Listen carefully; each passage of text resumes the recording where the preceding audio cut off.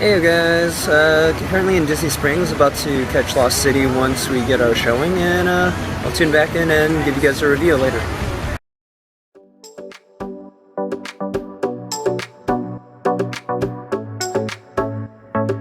Hey yo!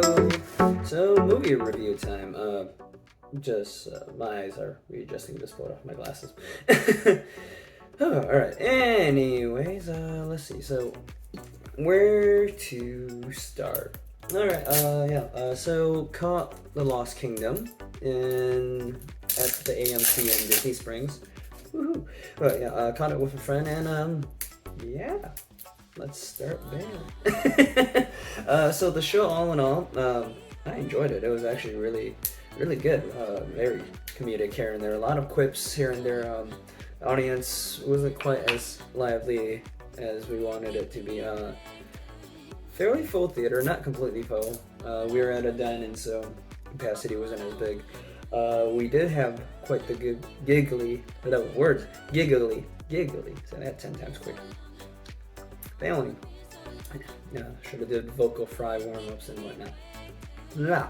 Anyways, had quite the giggly Patreon in the back left. We were, remaining seats, we were actually up front, so, I mean, not too bad all in all. Dine-in versus a big auditorium. So, not too bad. Overall, got food also. So, bonus. Channing Tatum, Sandra Bullock, Brad Pitt, Daniel Radcliffe, The Lost City. That's like 4 bonuses. But anyways, yeah, back to topic before ADHD kicks in and I get distracted. And, wow, words. So many things. Anyways, wow, a lot of anyways. So yeah, the movie, very comedic, well scripted, I thought. The scripting was actually pretty well developed. The acting and portrayal of the characters were fairly dynamic. Like, you had character arches. Pertaining to Channing Tatum's character, I do feel there could have been a lot more kind of stowed into his character.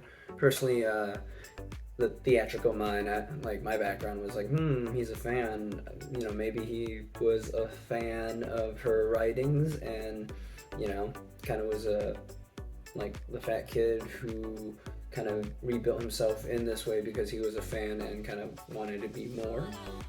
Because, I mean, conceptually she is more of a renowned writer.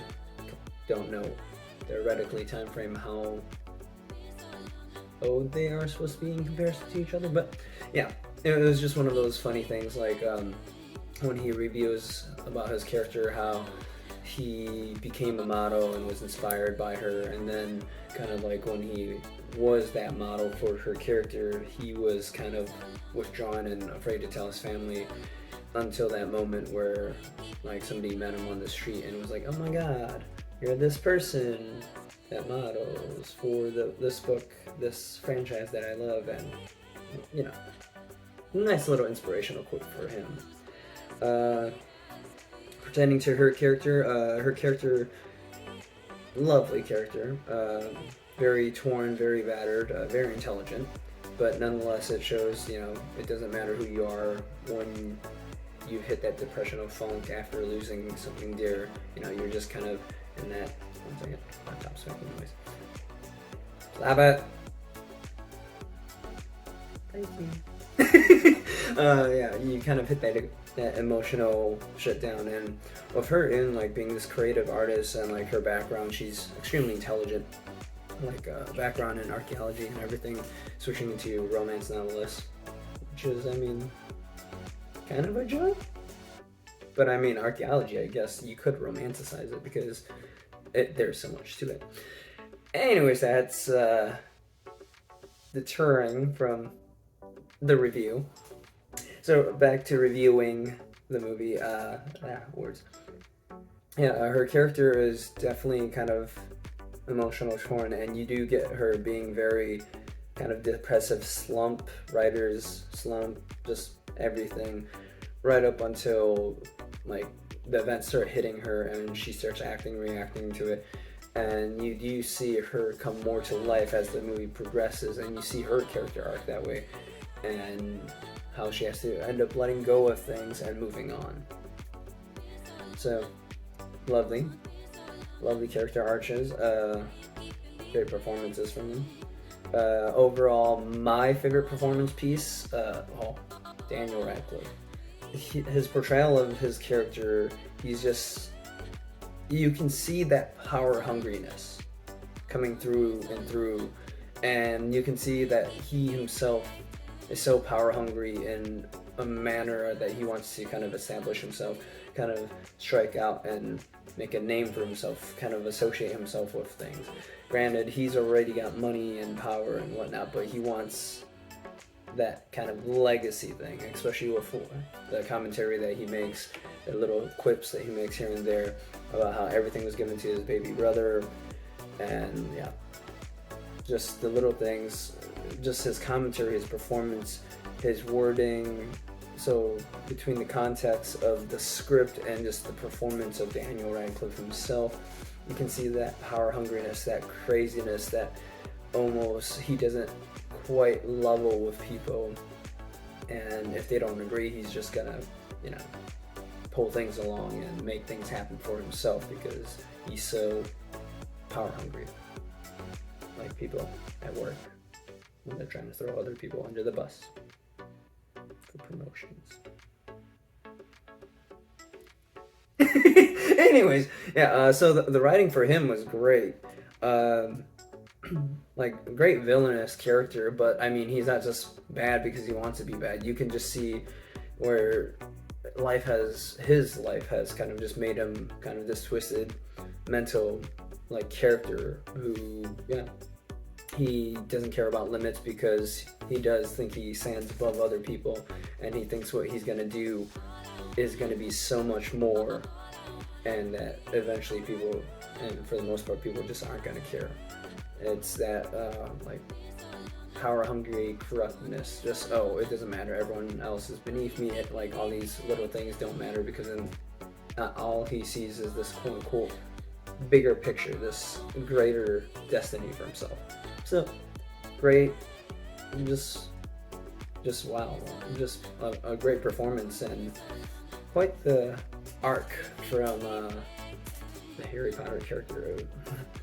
And I mean, him as an actor, he's shown that through his other performances, such as Horns, and just everything else he's done ever since Harry Potter. So, I mean, just great having him kind of playing the opposite side to these other actors who are also amazing actors. And rebounding back to that, Channing Tatum. Yeah, very comedic with the whole motto-esque daintiness, but yeah, his character is kind of thorough. And with his character, there's just so many more arches I could possibly say.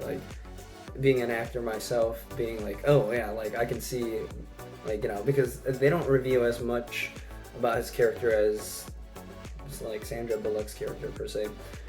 But for the most part with his character, it's just one of those diving into the mindset of the actor. It's you could totally kind of see this entire created backstory.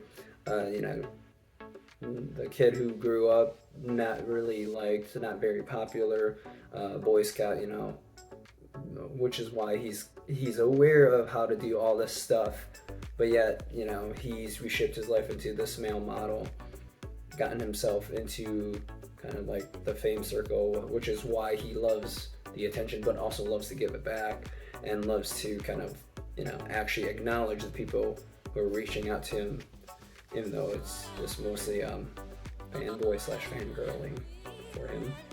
But yeah, charisma is definitely there for his character, so you can identify why he has that charisma, and yet more. And then next top big character, Brad Pitt's character. He's just a very hilarious, just out there. The more his character does stuff and whatnot, it's just more and more bizarre, layer upon layer. I mean, he doesn't play as big of a role, but still very entertaining in all bits. And I mean, he's got a lot of brains. Inside joke. But anyways, yeah. So yeah, I mean, it's actually nice seeing him perform on this kind of level. He doesn't take himself too seriously in this film, but yet, like, his character is like this very masculine, very like book-esque character when you're first introduced to him. And it's funny just because, theoretically he would meet our protagonists is like every qualm of like what they identify as like that ideal guy, but he's far from that. And like, yeah, that's a whole nother conversation to dive into. But the overall story, very, very interesting, very different. You have your book writer, whose actually background is very intelligent, very scientific archaeologist turned book writer, who recently lost her husband, and she's just in a slump from her writing, from her romance novels that she authors. And her counterpart, the model, who's been modeling for this like male version of her novelties, he wants to prove that he's more, and then the crazy guy kidnaps her because he wants. It actually turns out that her research and her husband who passed, his research, he was an archaeologist, actually delves more into like this lost artifact and this lost city. So the man's hunger and craziness is to kind of iconicize himself before this island is destroyed by the volcano it's built around. Formed around, I guess you could say. Yeah, formed. Island formed around the volcano with a city built on it. There we go. But yeah, so the story itself runs very straight. I mean, linear, very comedic quotes here and there. Quotes, not quotes, quips. A lot of intelligent banter. Words are hard today. A lot of intelligent banter. A lot of just like theological and like philosophical phrases that they like to bounce around in there. So the writing itself is very grand and very interesting because, I mean, they put thought into it. And even like the archaeological stuff, when they're trying to decipher it, the phrasing and everything is just like very in depth, I guess. Not quite the word I'm thinking of. I'm failing here. Anyways, yeah, but I enjoyed the writing. The writing itself, straightforward story with great performances from all your actors. The set itself, like, you can see where the budgeting is kind of different and kind of how the time frame it was filmed. Like the overall cast, fairly smaller cast, not too many large sequences, but I mean, yeah, all in all, you can see where budgeting and everything fit in. And I'd have to do my research, but my friend had said, fun fact, was the highest paid actor on the set was Brad Pitt. I mean, that makes sense, but considering it was produced also by Sandra Bullock, it's like, okay, that's interesting, but I'd have to do more research into that myself. But reviewing the movie, I enjoyed it, got a lot of good laughs. My philosophy about comedies, if you get one good laugh out of it, well, you've enjoyed yourself at least. That being said, the writing itself, very good story, simple is always best. You don't have to make things very complicated. Entertainment's entertainment. On a scale of 10, I'd easily give it an 8.5. Would love to watch it again. Hate to throw shade, but commentary with my friend at the end of the movie, I actually did enjoy it better than the Batman. I know I'm gonna get hate for that. But yeah, movies are movies, and everyone's got their slice of tea, and honestly, I really enjoyed this movie. Would recommend it. the theater performance, like seeing it in a theater, you're always going to get action reactions from the live crowd. Plus, I mean, also depending on who you're watching it with, there's going to be commentary, because I mean, there's a lot of points where they make dick jokes throughout this movie, and yeah, it was hilarious. But like the crowd we were watching with wasn't really picking it up, so I was just kind of chuckling to myself in the theater, and it was just like, oh, that's a wasted reaction. But yeah, very interesting matchup. I enjoyed it all in all. The irony is I literally just got a message from my friend who I actually caught it with. So shout out to Sydney. Movies. Anyways, yeah. So I enjoyed the movie.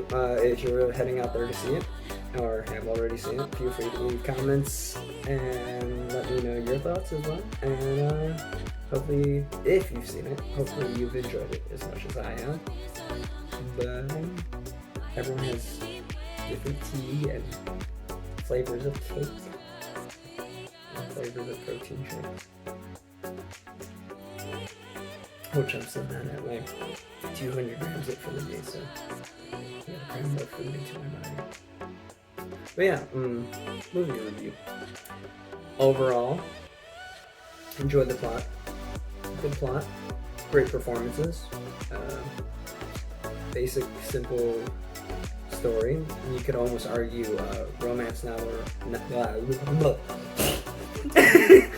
Sorry about that. We're just gonna talk like this for the rest of the song. Basically, back to track. Basically, romance novel turned into a movie, but not as sappy and better writing. So enjoyable, comedic, and I highly recommend it. So if you're gonna see it, feel free to leave comments, etc., etc., etc. But otherwise, thanks for tuning in, and stay beautiful.